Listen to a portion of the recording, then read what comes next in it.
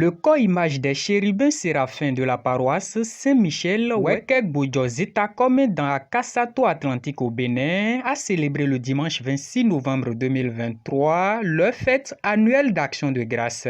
Au cours de cette célébration, la chorale La Voix divine, puisque c'est de leur fête qu'il s'agit, a soumis une partie du culte dédié à cette réjouissance à un appel de fonds pour l'acquisition des nouveaux instruments de musique. Suivons les moments forts de cette célébration. Extrait.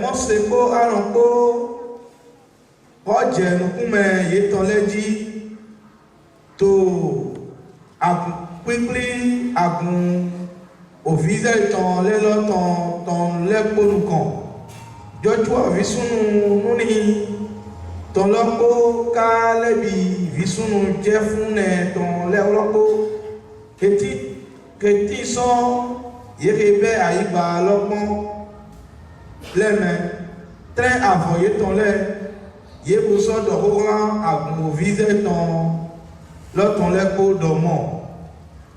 Aïe ballon, et bien, mi bon ton ando, ben point, aïe badagwe dans la déoué.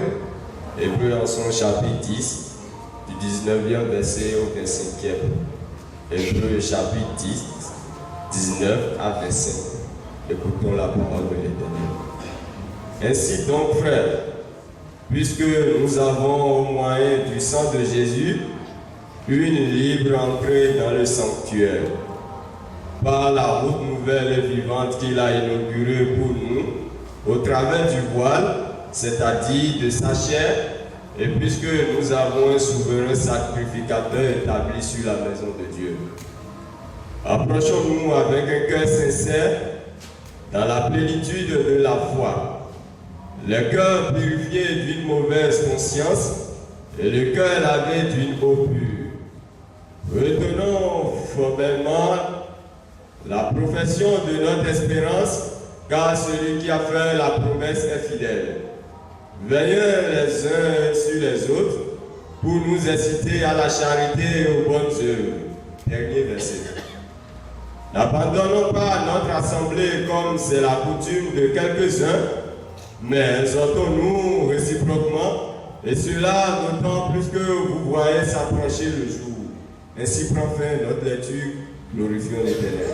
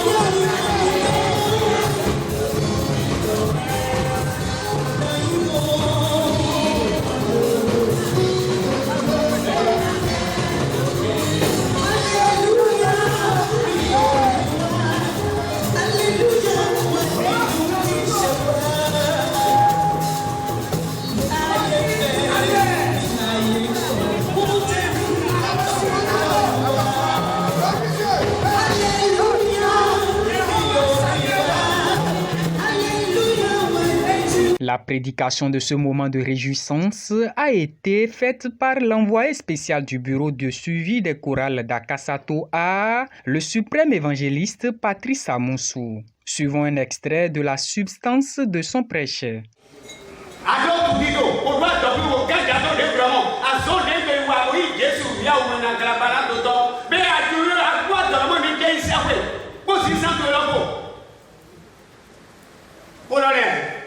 Bon Jésus Christ ton dali. Bon Jésus Christ ton dali wa kubo tanye ko je boto me. Bon li yoyo gbenu de ti. Ali yoyo be wala de ato si sanda yi we de ma o yi se da yi. O do abi ali o yoyo de bi ato ali o ko to lo sa. E ke ye lewe na mi. Bo ye lewe. Bon avo ye to bon abolo me. Anyway, nado do agbasana eton. Bodo le mitindo yawe no dako de to okwe jiwe yawe tonji mi gbo mi ni yi ayika nugbo de do setonu be yawe gala ye mo ni ra ni ko yawe gala ko we pe de ka ti be ko ra ni wo de ra we ra ni ja jo be ye ma no people mi da yo nugbo to loji ye si akuru akun si wo lo to lo na papa be le de ko choba. Alors les gens pour le voyer donc c'est dans le vrai to quoi donc agula ça dans le diebe au camion ben ni ma le dio mi to ya so na za di za je ti ko na dio de alors de di kan ko na do gango mo mo ne bénéfice ko ina le yen we do mo e ma do mo we so ko de o ka o mi mo ne o se we ni ka o e ya lo alors de di ma o e do se akunda le boy do be me me mo to be be ye ma dio si na mi le ma ni alléluia oh ye lo ka ho ye e ma lo mo ye la mama da ho la bu ye la papa da ho o video lo du tele video na ngo ya kwa cha e ye wa to je se we la. Quelques participants nous livrent leur satisfaction. Suivant. Aujourd'hui, c'est la fête d'action de grâce de la chorale de la paroisse Saint-Michel Wekek Bojo d'Akasato. Vraiment, grande a été ma joie. Ça m'a dépassé. Je ne m'y attendais pas. Malgré la pluie, vraiment, Dieu a béni la fête et c'était quand même, tout était bien passé. Alors, je voudrais rassurer tous ceux qui ont pris part à cette fête que Dieu leur bénira et ils auront de multiples de ce qu'ils ont dépensé aujourd'hui. Je voudrais simplement dire à tous les choristes d'Akasato d'avoir courage, de prendre courage dans la tâche qui nous est confiée, puisque c'est pas amusant, c'est pas facile, mais seul Dieu, le Créateur, pourra nous aider pour que nous puissions accomplir cela avec gaieté. Aujourd'hui, il s'est passé beaucoup de choses. C'était la fête de la chorale et il y avait un engouement autour de cette fête. Il y avait beaucoup de monde. Il y avait des devanciers, des choristes venus de la sous-région et qui ont assisté à l'événement et qui ont magnifié à travers la voix des chérubins séraphins la gloire de l'Éternel. Je rends grâce et je bénis l'Éternel Dieu des armées qui nous a permis de voir ce jour, 26 novembre 2023, où la voix divine est en train de fêter, en train de célébrer la fête de sa chorale. En fait, ce qui m'a motivé quand on m'a appelé, c'est l'engouement que le comité d'organisation a eu et le projet qu'ils m'ont présenté. Et vu que le président qui est à côté de moi, qui s'est donné corps et âme pour l'accomplissement de cette fête. Gloire soit rendue au plus haut des cieux, gloire soit rendue à notre Père fondateur, Papa Oshofa, et qui nous a missionné, qui a missionné beaucoup de personnes dans l'église. Mais quand tu sais ce que chacun est missionné dans l'église au fait, et si tu sais quelle mission, la mission auquel tu es assigné, tu ne dois pas hésiter à répondre favorablement à cette demande de parrainage. J'avoue, quand moi je parraine les événements dans l'église du christianisme céleste, j'ai toujours des retours positifs, j'ai toujours des grâces. venant de l'Éternel. Et malgré contre vents et marées, je me donne corps et âme, je m'associe au comité d'organisation pour réussir des fêtes du genre. Donc c'est ce qui m'a motivé et à ce que quand le comité d'organisation de la paroisse de la fête de la chorale La Voix Divine m'a sollicité, je n'ai pas hésité un instant à dire oui au président d'organisation d'ailleurs, qui est un jeune talentueux, doué. Bon, mes remerciements vont d'abord à l'Éternel Dieu des armées qui nous a permis de voir ce jour. Je remercie d'abord les chorales sœurs qui sont venues nous assister. Je remercie aussi les paroisses, les délégations paroissiales qui sont venues d'un peu partout, de la sous-région d'Agbom et de Calavi, d'Akasato, qui sont venus nous soutenir, même de Cotonou, qui sont venus nous soutenir pour rehausser l'événement de ce dimanche. Que Dieu, l'Éternel Dieu des armées, les fortifie et les comble de ses merveilles. Aujourd'hui, nous célébrons le culte d'action de grâce suivi d'appel de fonds de la chorale La Voix Divine. Nous avons un projet et le projet c'est de renouveler nos équipements musicaux et de réfectionner aussi les instruments que nous avons là. Et vous avez vu le projet qui s'est passé maintenant, la distribution de Bibles, de cantiques, de cahiers de chant et de stylos aux choristes. Ça permettra aux choristes de continuer davantage l'œuvre de Dieu. Nous sommes contents de ce qui s'est passé ici aujourd'hui. Quand même il y a la pluie, nos invités sont venus massivement et nous avons rendu grâce à Dieu. Sincèrement, nous disons un grand merci à nos invités qui ont pu effectuer le déplacement et ceux qui n'ont pas pu à cause de la pluie. Sincèrement, que le Dieu d'Oshofa les rende au centuple ceux qui nous ont apporté aujourd'hui. 26 novembre 2023. Azanko aton nukuro pogo suoro poto oko eko konuko atonto ton mi le do egbe adigbe je yino loro La Voix Divine Saint-Michel c'est à comme étant peuple kitoko to comité agotonpo lo mina dope mau bedo to de komido gbe kakabo mi do mo azengbe ton na dope ni e was zombo gbetole do yan do egbe kodo awa jijepo ni wa egbe ton e hun ko menu mi desu o vivi nu mi ze jirewu nte tunde na time gbon a bo me matedo nu ku me ma mo kon gbedele we mo da ikun gba ji do egbe kodo awa jijepo bo mi bi da wa je e vivi nu mi town de na ko nu me jo fun do ni we lo me on e klo ma wo jewe na fe bo na ko de nu gbetole ha mi o ma o na kon ìhàn tán tó gbẹtọ́lẹ̀ jí bọ́nà kan wà jíjẹ tán tó gbẹtọ́lẹ̀ jí bọ́nà yín àrídó kí amẹ́tọ́ mi tán lo àzọ́ ìwà mi tán lẹ́mẹ̀ bọ́ nífíkà mi tán lẹ́ àmísẹ́ mi tán lẹ́ ẹ̀nà jẹ̀bọ̀ kan gbére à ló ń kó dẹnu mẹ́ wá fi lọ́nà kó dẹnu yẹn lé sùwọ́ wọ́n tó mí mi mẹ́ bí ọ́ dònánù ẹ̀mí náà yín ló yí mi tán mẹ́ wọ́n dònánù ló wíwá mi tán lẹ́mẹ̀ bọ́ pé ẹni fi àṣírí ló kúrò mi tán lẹ́ jíjọ náà pé dó mi káká tó ìdó ìdó pé ọmọ òmìnira lẹ́fọ̀ mọ̀ mí dénú pé défò dé jà ọmọ kódà wà jíjẹ ikú gẹ̀ẹ́ lọ kóòtò pé défò nu.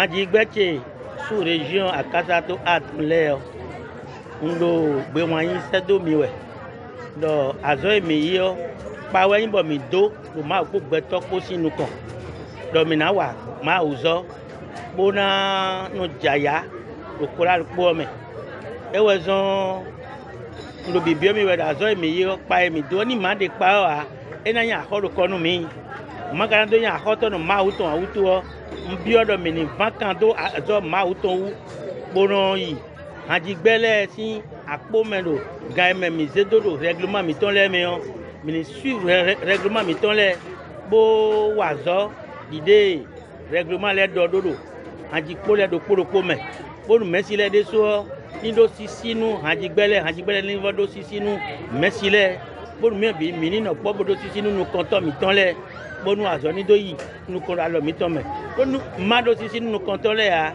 ye wɛ no do alɔ mi bɔ hadigbɛlɛ to do nu kɔn yi wɛ mi do gbenu do kpokpo mi tɔn bo ka gbɔn yɛ kɛ lɔ mɛ bo do gbedo nu sisi dze ha président dɔnɔ mi tɔn Akasato atɔn mɛ la ko Dieu suprême évangéliste Abraham Eric ẹyin dọ hadigbẹlẹ do azọ yi wa àbí èdò pẹtí do gbèdé bunu eno je gudonu mi bono ana bono ado ajo mi to ora le bi me ni mo bi bo do bo ko de jido to ni bo ko de jijo to ni ko do won to ton ko do ma wo na gwa lo ni jide ko la lo god mi we do mana gwa lo alo ni desu ko do me do avion to we boro yi we din mana bo do avion ni bo na bo nu ko u gan mo bo mi me ko do gudo ton le ma na le gwa ma le bo gwa lo mi lo le bo mi na no po na se ma o na ya le da gbodo ma o si alome to so gbodo ko ya mi ton e to opodu wo ezon ba ya je so ahia mo nui wala e je gan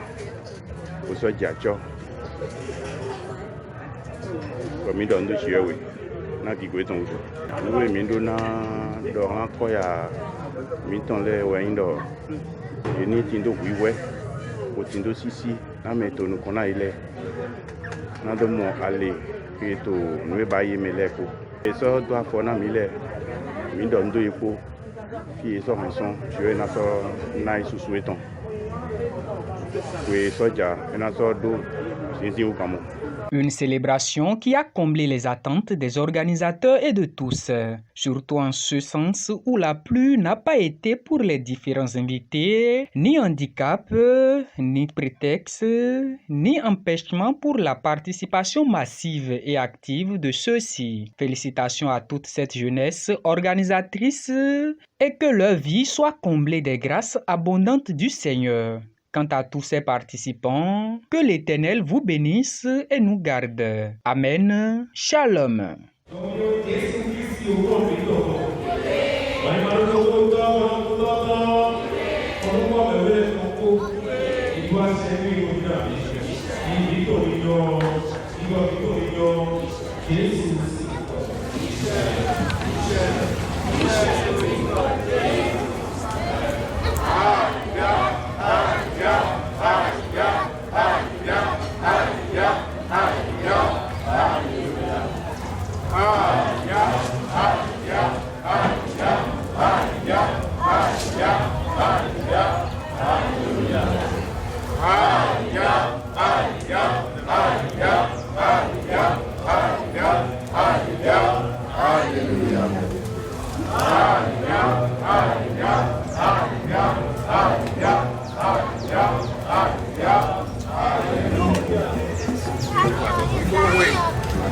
Hallelujah.